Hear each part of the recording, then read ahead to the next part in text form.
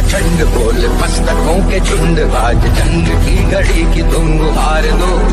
प्रदेश के अध्यक्ष माननीय वीरेंद्र सचदेवा जी, हमारे बीच में हमारे यहाँ जोन के चेयरमैन रहे एमसीडी में निगम पार्षद रहे भाई नीरज गुप्ता जी, हमारे यहाँ दिल्ली की स्टैंडिंग कमेटी की चेयरपर्सन रही, 2 बार तुगलकाबाद वार्ड से निगम पार्षद रही पूनम भाटी जी, पार्टी के जिला के महामंत्री भाई बलबीर जी, पार्टी के जिला के उपाध्यक्ष भाई रामनिवास जी, पार्टी के जिला के मंत्री भाई महेश मिश्रा जी, हमारे पूर्वांचल समाज के विभिन्न कार्यक्रमों में सामाजिक कार्यक्रमों में लगे रहते हैं भाई शरद झा जी, हमारे पार्टी के वरिष्ठ कार्यकर्ता अखिलेंद्र गिरी जी, हमारे बीच में हमारे मंडल में उपाध्यक्ष महामंत्री विभिन्न पदों पर वरिष्ठ कार्यकर्ता रहे भाई जगदीश जी, हमारे बीच में हमारे युवा मोर्चा और फिर ओबीसी मोर्चा के महामंत्री रहे भाई विजेंद्र जी, हमारे मंडल में अध्यक्ष मंडल के महामंत्री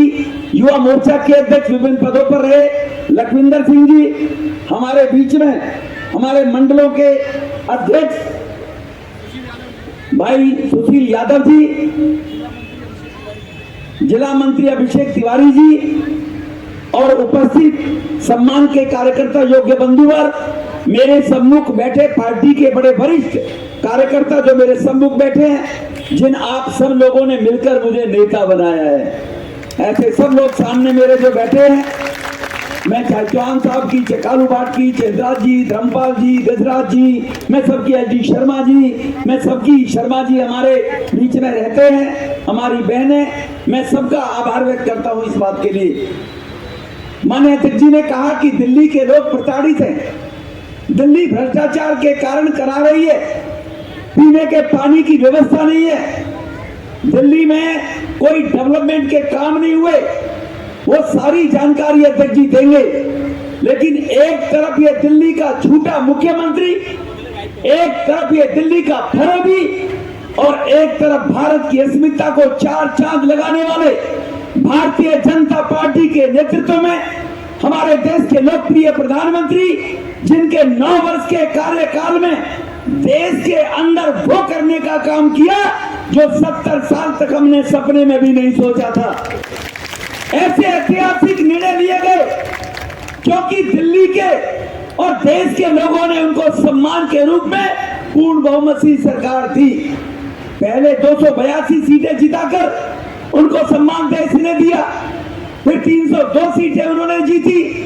दिल्ली की सातों सीटें दिल्ली के सम्मानित जनता ने देकर उनको प्रधानमंत्री जी को ये ताकत दी कि वो देश के सम्मान के लिए, गरीब के हित के लिए, महिलाओं के अधिकार के लिए, बच्चों के रोजगार के लिए, भारत के सम्मान के लिए वो सभी के सभी निर्णय जो उन्होंने कहा वो करें।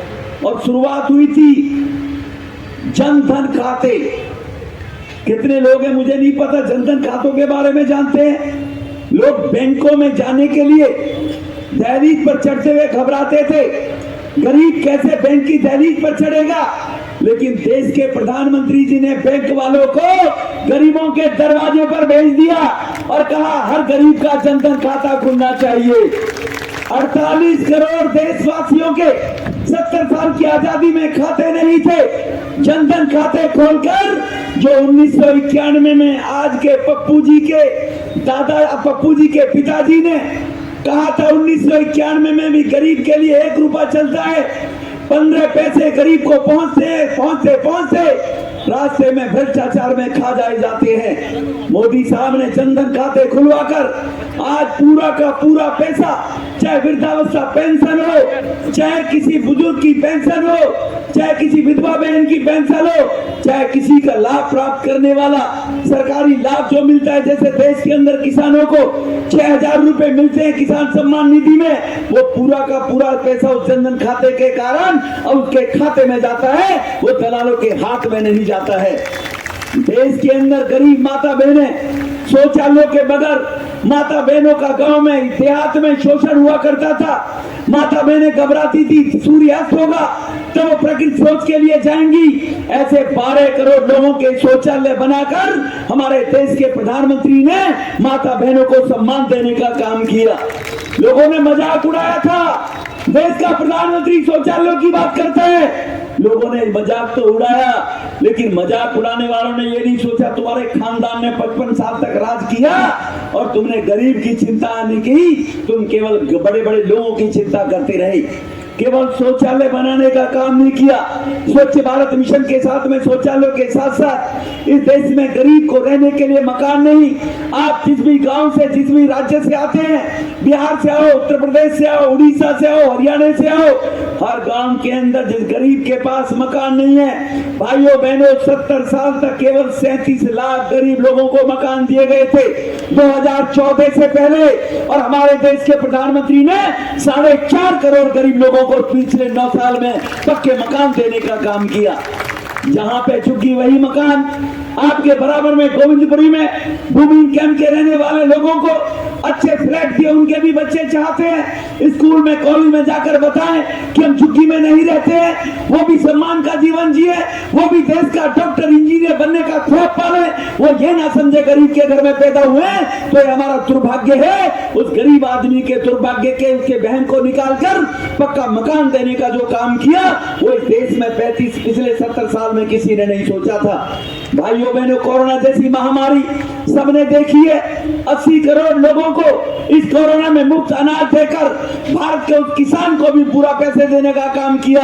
प्रधानमंत्री जब आए थे, गेहूं 14 रुपए किलो था, आज किसान को एमएसपी के माध्यम से 22 रुपए कीमत दी जाती है। किसान को 14 की जगह 22 रुपए कीमत दी जा रही है और गरीब को मुफ्त में खाना भोजन दिया जा रहा है। रोजगार चले गए थे लोगों के।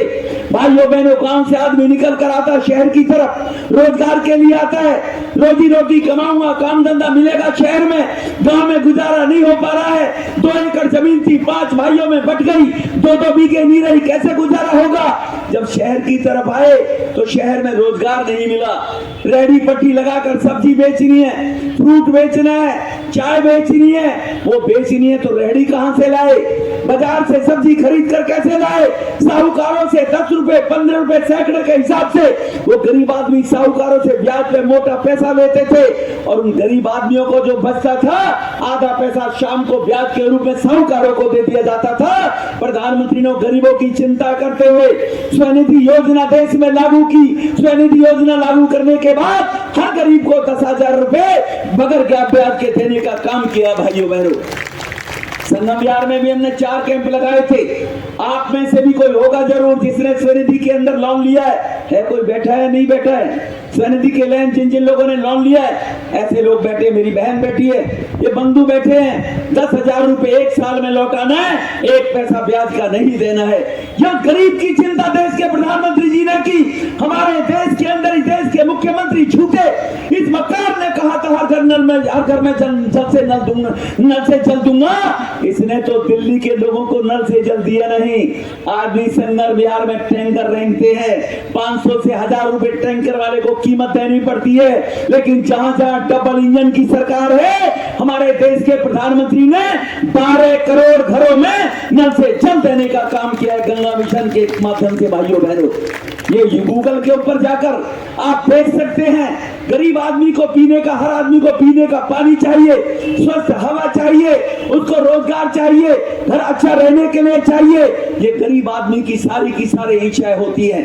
केवल गरीब आदमी को यही तक नहीं सोचा है। भाइयों बहनों, उड़ान योजना के तहत चप्पल वाला भी हवाई जहाज में चले।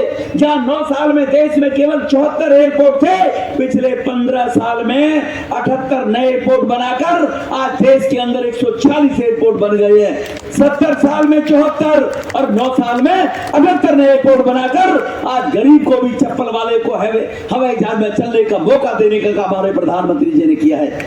केवल गरीब को हवाई जहाज में चला जाए, गरीब बीमार हो जाए, बीमारी घातक हो जाए, घर में जमीन बिक जाती है, माता बहनों के जेवर बिक जाते हैं, घर की दुकान बिक जाती है, बहुत से लोगों को घर बेचना पड़ता है। अगर कैंसर जैसी घातक गंभीर बीमारी हो जाए, हार्ट की प्रॉब्लम ज्यादा हो जाए, ब्रेन हेमरेज की हो जाए, आयुष्मान भारत योजना चलाकर जो दिल्ली के झूठे मुख्यमंत्री ने दिल्ली में जिसको लागू नहीं किया, आप राज्यों से जाते हैं 4.5 करोड़ परिवारों ने आयुष्मान भारत योजना से 5 लाख रुपए का इलाज कराया, अपना इलाज लेकर वहां पर मोदी जी के माध्यम से। इसके लिए तो ताली ज्यादा तेज बजनी चाहिए थी। आप भी केजरीवाल की तरह बड़े बेरहम हो रहे हो। मोदी है तो मुमकिन है नहीं है। यही नहीं आयुष्मान भारत योजना, अब तो दिल्ली के 200-400 किलोमीटर दूर से भागकर एम्स किसी को आने की जरूरत नहीं है। 2013 से पहले हमारे देश में केवल 7 ऑल इंडिया इंस्टीट्यूट मेडिकल अस्पतालें थी। कितनी थी भाइयों बहनों? कितनी थी? कितनी? 7 और अब कितनी है? 9 साल में कितनी बनाई है प्रधानमंत्री जी ने? कितने लोगों को मालूम है? हाथ उठाकर बताएं। कितने लोगों को मालूम है देश में कितनी एम्स हॉस्पिटल है? अब बताए कोई हाथ उठाकर, बताओ खड़े होकर कितनी है? 22 है। ये मैं नहीं कह रहा, ये वो कह रहे हैं। पिछले 70 साल में केवल 7 मेडिकल अस्पताल बनाने का काम इस देश के भ्रष्ट तंत्र ने, कांग्रेस ने किया था। और हमारे देश के लोकप्रिय प्रधानमंत्री मोदी साहब ने 9 साल में 15 ऑल इंडिया इंस्टीट्यूट हॉस्पिटल बना दिए। कि उत्तराखंड से लेकर और पश्चिमी उत्तर प्रदेश के गरीब लोगों को हॉस्पिटल बनाकर देहरादून में दे दी गई है। पश्चिमी और पूर्वी उत्तर प्रदेश ब्रज के लोगों के लिए हॉस्पिटल बनाकर योगी बाबा के राज्य में देने का काम किया है। इसी प्रकार से 15 नई एम्स अस्पताल कि गरीब आदमी अपनी अच्छे अस्पताल में इलाज करा ले। 200, 400, 500 पटना में भी है, बिहार के भाइयों के लिए पटना में भी बनाने का काम किया है। ये देश के प्रधानमंत्री ने चहुमुखा देश के उत्थान के लिए, गरीब के रोजगार के लिए 34 करोड़ लोगों ने, देश के कितने करोड़ लोगों ने, कितने करोड़ ने? आपको कसम है केजरीवाल की, अगर आप जाकर गूगल में ना देखें तो केजरीवाल, अगर मैं झूठ बोलूं तो केजरीवाल का नाश हो जाए। इसलिए नाश नहीं होना चाहिए ना, उसको यही सजा देनी चाहिए मुख्यमंत्री हटाकर। 34 करोड़ लोगों को हमारे देश के प्रधानमंत्री ने मुद्रा बैंक योजना से 1,32,000 करोड़ रुपया देने का काम किया और 34 करोड़ नौजवानों को रोजगार देने का काम किया 9 साल के अंदर। जो बेरोजगार का राग लाते हैं, उन 34 करोड़ लोगों ने मुद्रा बैंक से अगर लोन लिया है तो क्या उन्होंने जुआ खेलने के लिए लिया है? क्या उन्होंने घूमने के लिए लिया है? उन्होंने छोटा मोटा रोजगार करने के लिए लिया है। नौजवानों को रोजगार, माता बहनों को सम्मान, गरीब को अस्पताल में इलाज, भूखे को अनाज, कोरोना के अंदर वैक्सीन, वही काम नहीं किया है। देश का मान सम्मान बढ़ाने का काम किया। ग्लोबल पंक्ति के अंदर भारत 81वें स्थान पर हुआ करता था। पिछले 2014 से पहले 81वें स्थान पर, आज भारत 40वें स्थान पर है। 40 पंक्ति में नीचे डाउन लाकर यह सम्मान भारत को देने का काम किया। भारत की अर्थव्यवस्था 2014 से पहले 10वें स्थान पर थी, आज भारत की अर्थव्यवस्था 5वें स्थान पे दुनिया में आ गई है। भाइयों बहनों, दुनिया में 5वें नंबर का भारत रही से आज की डेट में। जिस ब्रिटेन ने हमारे पर 200 साल अंग्रेजों ने राज किया, आज वो राज, आज ब्रिटेन भी, उसकी इकोनॉमी भी हमारी इकोनॉमी से कम है। भारत की इकोनॉमी देश के प्रधानमंत्री ने उससे ऊपर पहुंचाने का काम किया है। पहुंचाने का काम किया है ना। कभी किसी बड़े पैसे वाले की शादी में गए हो? क्या गजब है मोदी जी का, क्या गजब है भारतवासियों का। जिन गोरों ने 200 साल राज किया, अब उनके गोरी में शादी में बाहर खड़ी होकर बैंड बजाती हैं शादियों में। देखा नहीं देखा है? देखा, कितने लोगों ने देखा है? ये मोदी है तो, मोदी है तो, ये मोदी जी ने भारत का मान सम्मान बढ़ाया। एक वक्त में लोग भूखे पेट सो सकते हैं, तन पर कपड़ा फटाए गुजारा कर सकते हैं, लेकिन मान और सम्मान के बिना गरीब से गरीब आदमी कोई मान सम्मान के बगैर नहीं जीना चाहता। लेकिन ये देशवासी पिछले 500 साल से आजादी के 70 साल से ये अपमान का घूंट पीते थे। मेरे रामलला टेंट के अंदर हैं, नारे लगाए जाते थे बस भगवान राम के बारे में कि हम आएंगे मंदिर वही बनाएंगे, रामलला हम आएंगे मंदिर वही बनाएंगे। कभी किसी ने हिमाकत नहीं की। हमारे देश के प्रधानमंत्री आने के बाद अयोध्या में भगवान श्री राम के मंदिर के निर्माण का कार्य वो भी तुरंत शुरू हो गया। भाइयों बहनों, वो देश के 125 करोड़ लोग जिस अपमान को खून को पी रहे थे, एक लुटेरा आया बाहर से और भगवान श्री राम के मंदिर को गिरा दिया। कोई मुसलमान नहीं कहता कि बाबर उनका खुदा है, लेकिन हर हिंदू का भगवान श्री राम आराध्य देव है। भाइयों बहनों, उस लुटेरे ने भगवान राम के अयोध्या में मंदिर को गिराकर वहां पर एक मस्जिद बनाने का काम किया।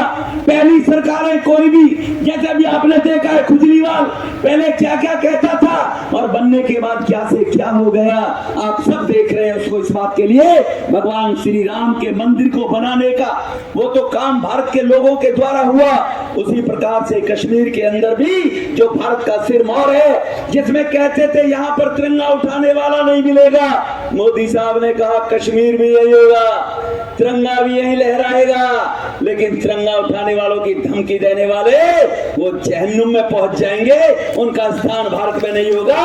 धारा 370 हटाकर भारत का बड़ा कानून वहां पर लागू करवा दिया। इसलिए भाइयों बहनों, ये हम सबको देखना पड़ेगा। मोदी साहब ने 9 साल के इस पीरियड के अंदर जो भारत के सम्मान के लिए, भारत के हर वर्ग के सम्मान के लिए, भारत की गुडविल ख्याति के लिए आज हमारे देश के प्रधानमंत्री को 12 सम्मानित देशों के राष्ट्रपति ने सबसे बड़े से बड़े सम्मान से मोदी जी को नवाजा है। 12 देश के कंट्री के लोगों ने, प्रधानमंत्रियों ने, कोई देश का वर्ल्ड पावर राष्ट्रपति कहता है मोदी साहब मुझे आपके ऑटोग्राफ लेने पड़ेंगे। ये कहा ना किसी राष्ट्रपति ने? कौन से राष्ट्रपति ने कहा? अमेरिका के राष्ट्रपति ने कहा। ऑस्ट्रेलिया का राष्ट्रपति कहता है मोदी बॉस। और एक कंट्री के अंदर G7 में प्रधानमंत्री गए तो वहां का राष्ट्रपति प्रधानमंत्री चरण छूकर आशीर्वाद लेकर कहता है मोदी साहब आपने हमारे लोगों की वैक्सीन बेचकर जान बचा दी, आप हमारी आत्मा में बसे हुए हो। ये भारत के 125 करोड़ लोगों का सम्मान करने का जो काम हुआ भाइयों बहनों, इसी सम्मान को देखते हुए एक तरफ देश में इस विचारधारा के लोग आपके बीच में काम और सेवा करना चाहते हैं और दूसरी तरफ इस देश में ठग विद्या करके चलने वाले, कहीं बंगाल में घुसपैठियों को शरण देने वाले ममता बैठी हुई है, कहीं दिल्ली में एक झूठा मुख्यमंत्री बैठा हुआ है। इन लोगों को सबक सिखाया जाना चाहिए, नहीं सिखाया जाना चाहिए? सिखाया जाना चाहिए, नहीं सिखाया जाना चाहिए? संगम यार के लोग इतने कमजोर तो नहीं थे, आज क्या हो गया आप लोगों को? आप तो दमदार लोग थे ना, दमदार थे ना। अरे रमेश बिदुड़ी जैसे व्यक्ति को बार बार एमएलए जीता कर नेता किसने बनाया है? किसने बनाया है? किसने बनाया है? लेकिन हमने केजरीवाल की तरह मक्कारियां नहीं की। अध्यक्ष जी, इस संगम विहार में बिजली नहीं होती थी हमारे एमएलए बनने से पहले। 2 घंटे जनरेटर सुबह चलता था, 2 घंटे शाम को। अंधेरे में लोग गर्मी में रहते थे। कितने लोगों को जानकारी है कि जनरेटर से बिजली आती थी? 2003 में विधायक बनने के बाद संगम विहार में बिजली लाने का काम किया तो हमने, भारतीय जनता पार्टी ने किया। भारतीय जनता पार्टी का विधायक बनने के बाद पहली बार भारतीय जनता पार्टी का विधायक यहाँ पर बना, इससे पहले कभी नहीं था जी। और यहाँ बिजली लाने का काम किया। यहाँ पर आज जो सड़कें बनी हुई हैं, जिनको आज आम आदमी पार्टी के लोग से रिपेयर कराकर लोगों को गुमराह करने की कोशिश करें, सड़क यहाँ पर लाकर पक्की बनाने का काम किसने किया? किसने किया भाइयों बहनों? इससे पहले संगम विहार की गलियों में सड़कें थी क्या? संगम विहार में सड़कें थी क्या? एक ब्लॉक में जंगल वाला पब्लिक प्राइमरी स्कूल था क्या? शूटिंग रेंज के बराबर में गरीबों के बच्चों के लिए प्राइमरी स्कूल था क्या? जे ब्लॉक के अंदर बरातघर था क्या? इन चोरों ने 8 साल में कोई बरातघर बनाया क्या? कोई बनाया क्या? हमारे गरीब बच्चों को पढ़ने के लिए कोई प्राइमरी नया स्कूल खोला क्या?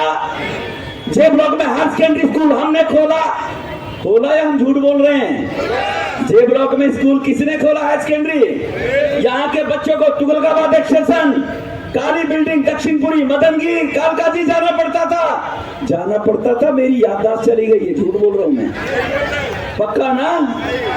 और वहां पर हायर सेकेंडरी किसने खोला? भारतीय जनता पार्टी के विधायक ने खोला, लेकिन पिछले 8 साल में कोई स्कूल खुला क्या संगम विहार में?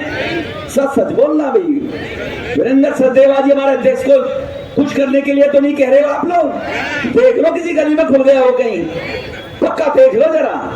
टोपी वालों से पूछना कि मामा स्कूल तुमने नहीं खोला, यहाँ पर डिस्पेंसरी तुमने नहीं खोली, यहाँ पर प्राइमरी स्कूल तुमने नहीं खोला, यहाँ पर बराबर तुमने नहीं बनाया। 2014 में याद है कितने लोगों को पानी कौन लेकर आया था? ये पानी जो आया कहां से आया? उसके बाद एक बूंद पानी बढ़ा क्या? आज भी गरीब लोगों को सर 500 रुपए और 1000 रुपए का टैंकर खरीदना पड़ता है, और तब टैंकर में पानी भरते हैं संगम विहार के लोग। ये हमारे भारतीय जनता पार्टी के कार्यकर्ता जिस कर्मठता के साथ में आज मेरी भाई बहन भाइयों को निकाल कर लेकर आए हैं, आप लोगों को संघर्ष करना पड़ेगा। आपकी थाली में कोई परोसने वाला नहीं है। चोरों की मंडली दिल्ली में बैठी हुई है। संघर्ष करोगे नहीं करोगे? केजरीवाल का घेराव घर पर जाकर करोगे नहीं करोगे? कभी मैं कह दूं प्रदेश अध्यक्ष जी से, और मैं अकेला खड़ा हूं, अध्यक्ष जी अकेले खड़े, पीछे नजर ही ना हो, दुनिया हमारे ऊपर हंसे, ऐसा तो नहीं करोगे ना? पक्का ना? निकलना पड़ेगा पहली तरह। 2001 2002 की तरह जैसे कांग्रेस को उखाड़ कर फेंक दिया, ऐसे ही झूठे को भी उखाड़ फेंकने का काम इसकी शुरुआत संगम विहार से करेगा अध्यक्ष जी। ये मैं आपको विश्वास दिलाता हूं। दिला दूंगा विश्वास, पक्का ना? कभी कहने लगे बीजेपी वाला भी केजरीवाल की तरह झूठा है। संगम विहार से अगर अपने झूठे को उखाड़ दिया तो दिल्ली से उखड़ कर चला जाएगा। मैं आपको विश्वास दिलाना चाहता हूं। ये प्रण संगम विहार के एक एक मेरे नौजवान, एक एक मेरी बहन को लेना पड़ेगा। इन्हीं शब्दों के साथ आप लोगों ने प्यार से सुना। हमारे प्रदेश अध्यक्ष हमारा मार्गदर्शन करेंगे और खुजलीवाल की सारी कहानी आपको बताएंगे। मैं अपनी वाणी को विराम देता हूं। बहुत बहुत धन्यवाद। बहुत बहुत धन्यवाद सांसद जी आपके इस जोरदार भाषण के लिए। अब मैं निवेदन करूंगा हमारे